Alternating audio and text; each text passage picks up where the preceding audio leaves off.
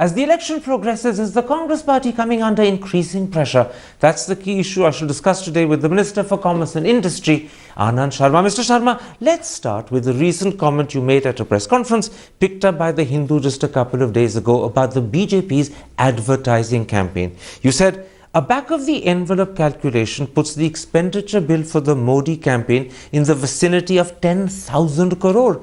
That figure is so big, it's not only unbelievable, most would say it's rubbish. I'll tell you how. Because it has been done by people who have knowledge about this. If you look at the advertisements in national dailies, it's not a front page or the back page. It's four pages running for weeks. You have to calculate as to, even at discounted rates, what it would be.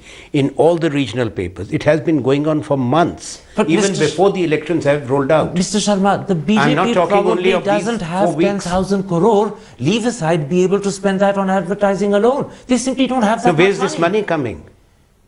You know, do you think it is for free? The newspapers have donated the space for charity. No, I'm putting to you that your back-of-the-envelope calculation is horrifically wrong. 10,000 crore is an astronomical amount. I think it's on the lower side. It's on the lower side? It's on the lower side. I'll tell you, BJP's own calculations per rally, after the Kanpur rally, allow me now to complete. You were talking about advertising. No, this is also advertising. We put 10,000 crore for the campaign, not only for advertising. Please, let me correct it. For the campaign as such, which includes the rallies, which includes the other material which is being given, from the t-shirts to the caps to the saris and dhotis.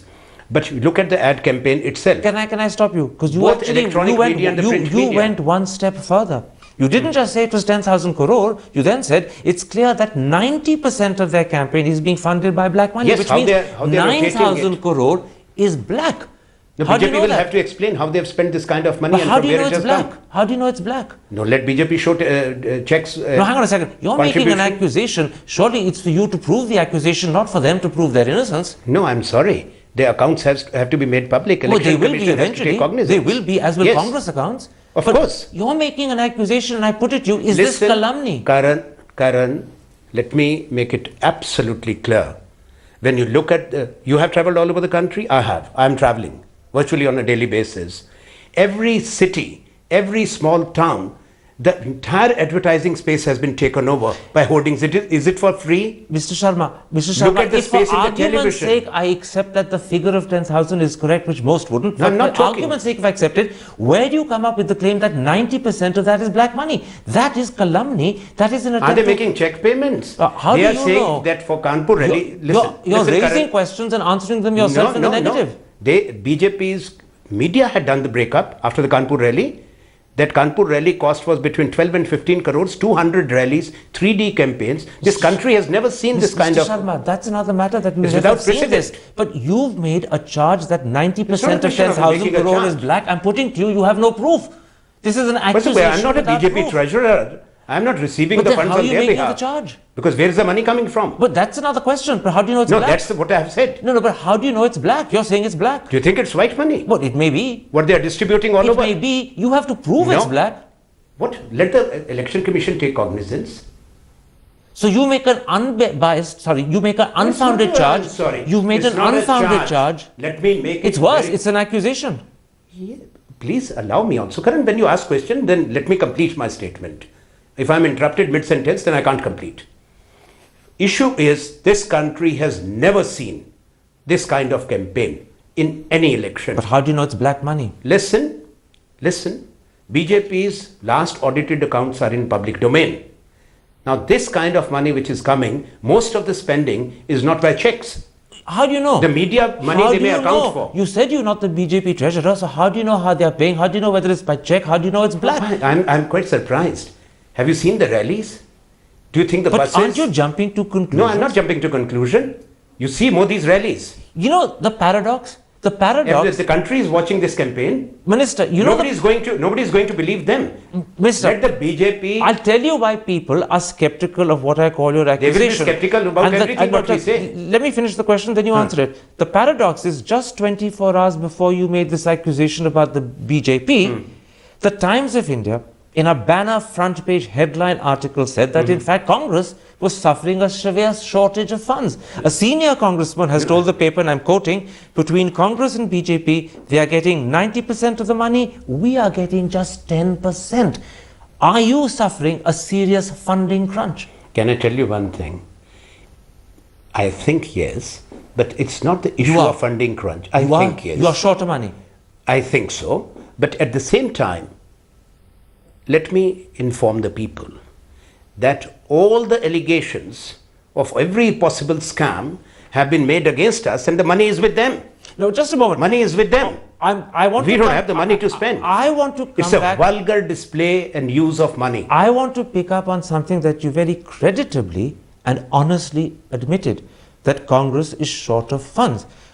Do you know what the Times of India has written? They say the big donors, industrialists and other sundry money bags, appear to have divined which way the wind is blowing, and their money is flowing in that direction. And the direction is all to the BJP, not to Congress. So you accept. Do you think that the 814 million Indian voters, their collective wisdom has been hijacked? People have already decided? No, that's another matter. But you have accepted that Congress is short of funds. Yes, we are. I think we are. And you also accept that the big donors are not giving to you. They're giving. I'm not saying that. They're giving more to the BJP. We don't have that kind of money. Number one, which BJP has. And number two, Narendra Modi has. Number two, as a matter of principle, we shall never run a publicity campaign and an election campaign riding on this kind of money. But leave that principle aside. The paper, principle is important. The paper gives details of how shortage of funds is affecting the Congress campaign. They say party managers in Chhattisgarh, Punjab and Maharashtra are complaining of lack of funds. I won't be privy to these specifics. This is the front page of the Times of India on the 9th. If they have had a meeting with the Congress treasurer Motilal Voraji, I do not know. So you don't deny it? You just don't know about it? You don't know about it? I know that there is paucity, but I don't keep the accounts. I'm not neither a fundraiser nor an account keeper of the Congress. The paper goes further. The paper says the flow of money to candidates in Uttar Pradesh That's what Motilal Vora can answer. 30% lower than what it was 5 years ago. But I'm not in a position to comment. But could be true. I'm not in a position to confirm or deny. The paper also says that the most affected are your candidates in Tamil Nadu, who not only are receiving diminished sums from the centre, but are unable to raise anything locally. I don't send money to the candidates. So what was being sent in the last election, what is being given now, only the party treasurer can tell us. How do you answer this particular viewpoint? People say that the only reason why Anand Sharma went public and claimed that the BJP was spending 10,000 mark you, on advertising, not advertising, on the entire publicity campaign and its elections. The only reason they say Anand Sharma said that BJP is spending 10,000 on its election campaign and that 90%, that's 9,000 crore is black, is because the Congress is strapped for funds. This is his anguish, this is his frustration. I'm sorry. It's sour grapes. No, it's actually oversimplification. Karan, neither you nor your viewers are blind. People are intelligent. It's there out on public display. But the conclusion is where we differ. You've jumped to a conclusion, the viewers may or may not. I don't think that these 200 rallies, the high voltage 3D campaigns, these are the campaigns which are funded entirely by black money. The distribution, right from saris to dhotis to t-shirts to caps, the food, the hiring of the buses. It's all black money. Well, the BJP will have to account for how they're spending. You media write it, or the entire national media wrote, Minister, and they did the back of envelope calculation, that 12 to 15 crore is the cost of one rally. Let's leave this issue aside. Let the viewers judge for themselves. This is an election time. It's only right that let people take a tour of the country. Opinion. Let me now. Your channel should show it. Just a moment. That what is happening all over the country. The channel is showing a lot. The viewers what kind of advertising is taking place? Channel is showing a lot. The viewers will form their opinion. Of course, they are intelligent. Yes. Let's come to another subject. Let's come to the incredible turnouts we saw on Thursday when 91 constituencies went to the poll. 65% in Delhi, 67% in Muzaffarnagar, 73% in Haryana, 74% in Chandigarh, and possibly 76% in Kerala. Of these 91 constituencies, 46 in 2009 were won by Congress. This time, many people believe that the huge turnout is people voting against your government, not for you. No, I think that this is not an interpretation I'll buy. Why? I'll tell you why. This time the voters' awareness, particularly the young people, the kind of campaign which Election Commission has led. Everywhere in the country, the voters have been made aware. In one single day, 95 lakh new voters were registered in the country, and it went on until the very end. Can I put this to you? So, all over the world, it is accepted conventional belief that a large turnout is actually people coming to vote against the government, not to support it. And I put it to you, that not only did you see this large turnout on Thursday, you saw it before that in Assam, and if you see it subsequently, which you're likely to, when will the Congress party leadership sit up and say, I do not the know, bell is tolling and it's tolling for us? Listen, in elections, the bell tolls one way or the other. It doesn't matter. Congress party is 127-year-old political movement of this country, and Congress has... Is this bell tolling to announce the arrival of Narendra Modi? That's what I'm asking you. Are you suddenly hearing the bell shutting the door for you and opening it for the BJP? If you're hearing it, then be cautious. That would be an ominous sign. That's your interpretation. Somebody told me... The country, if it's voted for Narendra Modi, won't be cautious. They may even be welcoming. I'm asking you something else. Are you reading the writing on the wall? Is there a sense of panic in Congress ranks? Do you believe that the door is opening to push you If out? there is panic, would I be talking like that? This could be bluff and bravado and bluster on your part. I don't just believe a in that. face. There is no pretense. That is with Modi, not with me. So you don't believe there's a Modi wave? Well, somebody told me there is a tsunami. I said that can only bring in, along with it, devastation, grief. That gentleman certainly used the wrong word. You're right to pick him up and twist it around. But at the end of the day, a tsunami sweeps through the land. Is Modi's electoral wave sweeping through the land? Let's see. All right, let's see. Because I will wait for until the last word. Let's then park this issue aside. Let time tell who's right or who's wrong. Let me now come to... In a democracy, it's the right of the people. It's their prerogative. I accept. They vote, they decide. Let's, Minister, come to an issue that is right at the top of the front pages this weekend. It's dominating the headlines. It's creating a controversy. I'm talking about Sanjay Baru, the former media advisor to Dr. Manmohan Singh, who's written a book, a biography of the Prime Minister called The Accidental Prime Minister. I want to bring to your attention certain, not just critical, but very dismissive things he says about Dr. Manmohan Singh. First, he says, many believe that in not asserting the authority inherent in his office, he devalued it, his willingness to be pushed around by his party and coalition partners, and to have his decisions publicly challenged by Rahul Gandhi irretrievably damaged his image. Do you accept that Sanjay Baru, who knew Dr. Manmohan Singh perhaps closer than most people between 2004 and 2008, is right that the Prime Minister is damaged by his own weakness?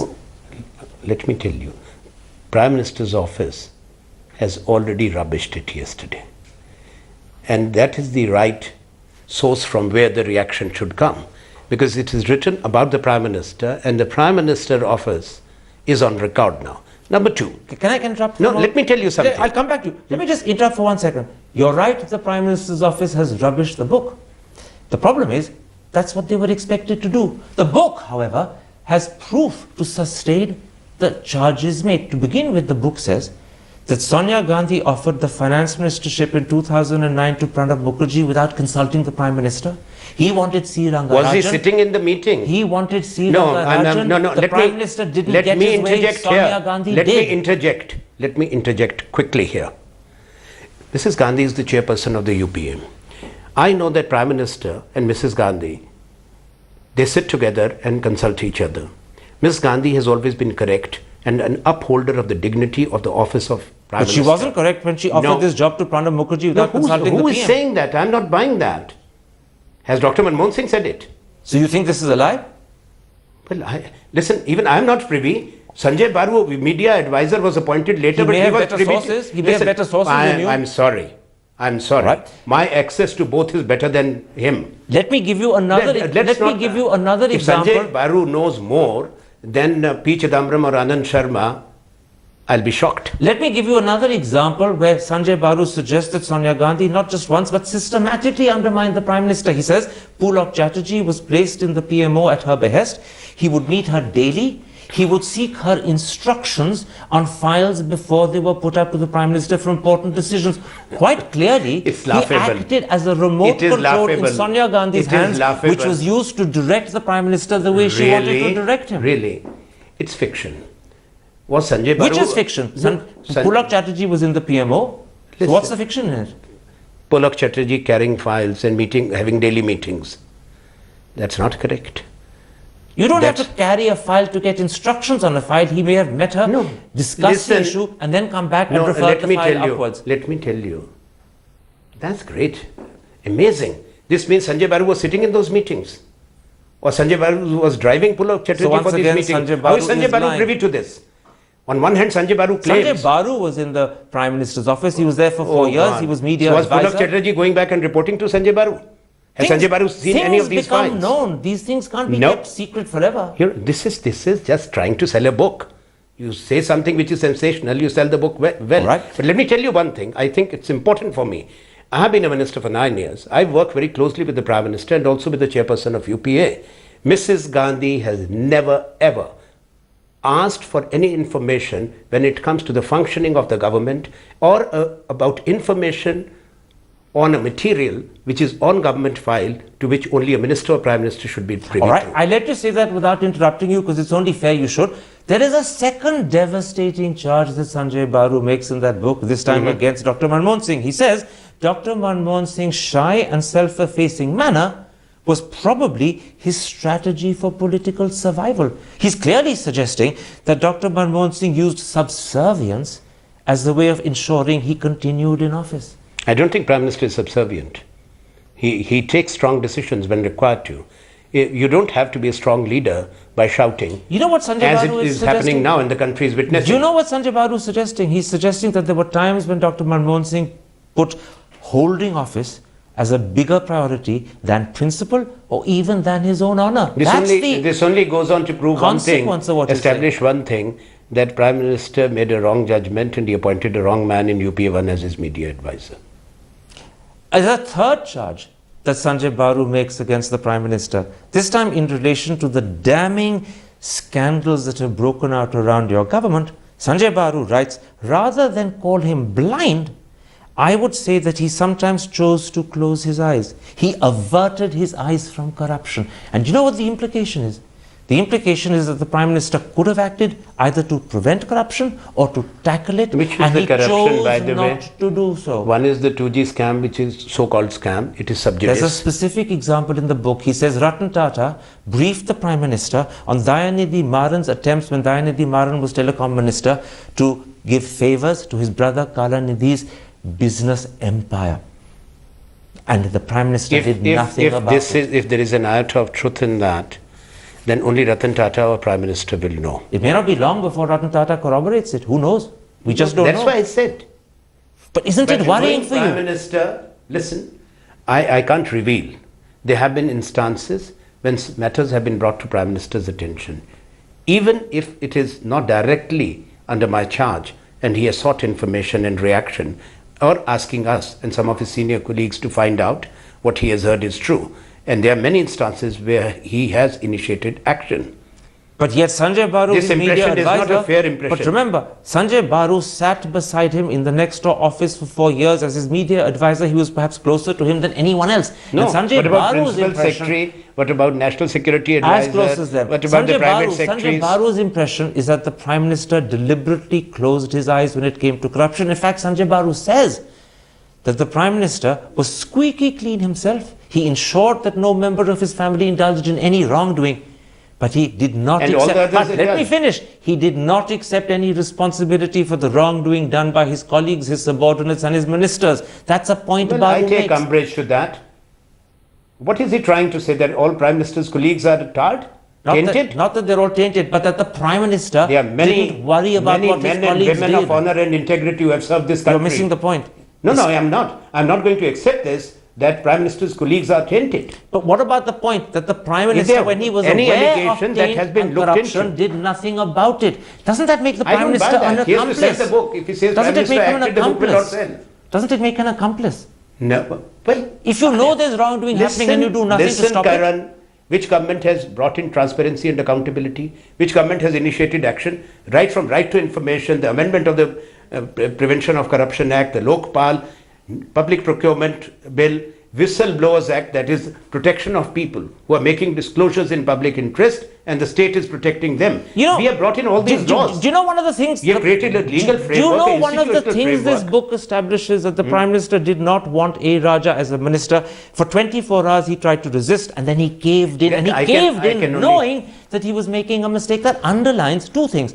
A, the Prime Minister's weakness, and B, that the Prime Minister at the end of the day didn't stand up and fight corruption. The easier thing was to look the other way. Listen, don't confuse one thing. It's all in the book. Is it Bible or Gita? It's written by an insider, not an outsider. It's a fiction. Man who was at Dr. Manmohan Singh's right hand. Listen, I again must tell you, cabinets are formed, leadership sits. Ministers even do not know. I never knew about my portfolio. Never, ever. Or if an additional But not charge has been discussing given. portfolios. No, We're not is he discussing privy to cabinet formation? But we're not just talking about cabinet formation, we're talking about the Prime Minister's response to corruption after he was aware things were going wrong. Was Prime Minister discussing his cabinet with the Congress President, Mrs. Sonia Gandhi? You don't think an intelligent man sitting at the Prime Minister's left or right can make a judgment about the Prime Minister's behavior? Well, the other people sitting there are not intelligent or less intelligent. They may disagree with this My this last deduction. point about Sanjay Baru's book, the fourth and perhaps for some the most devastating criticism he makes of the Prime Minister, is when he writes about Dr. Manmohan Singh's loyalty to the Gandhi family and his commitment to ensure that Rahul Gandhi succeeds. What's wrong with that? Just a moment. This is what Should Baru Prime says. Minister be Brutus? Let me finish. Loyalty is a bad word. Let me finish. He says, perpetuating the Congress party's control by one family was Dr. Manmohan Singh's fatal error of judgment. You know what he's suggesting? That in our democracy, rule by a family is an anathema. And the Prime Minister should not have ensured the succession of Rahul Gandhi above all else. And doing so, he behaved not like a Democrat, but like a courtier, like a darbari. Karan, I think the country knows the last time a member of the Gandhi family took oath of office was January 1985 when Rajiv Gandhi took the oath as Prime Minister. Actually, 31st October. No, that was the last time I'm saying. After 31st, there were general elections, and the last oath taken was in January after the new elections. After that, for 29 years, now it is the 30th year because that was January 1985. No member of this family has taken oath of office. Number two, that is Rahul not Gandhi a contradiction to the point that Sanjay Baru is making. No, Rahul Gandhi has been in Parliament for 10 years. These facts are irrelevant. What do you mean irrelevant? The central point that Sanjay Baru is making is that Dr. Manmohan Singh willingly, voluntarily accepted that there was only one center of power, not him, Sonia Gandhi. He actually said so to Sanjay Baru. But Sonia Gandhi is not remote controlling. She's the President of the Congress and chairperson of the coalition. But she's not the Prime Minister of India. No, I don't Prime think. Minister in our constitution She has never interfered in the uno. functioning of the government. But when it comes to the Congress party, it is her responsibility as the party president. Party has given her the right and elected her. Let me end by Why should anybody have belly aches as to whom we choose as our leader in the Congress party? Let me end with one simple question. Repeatedly, when I've brought to your attention what Sanjay Baru has said about Dr. Manmohan Singh or about Mrs. Gandhi, you've said it's fiction. Mrs. Gandhi is always correct and proper because I know it. Just a moment.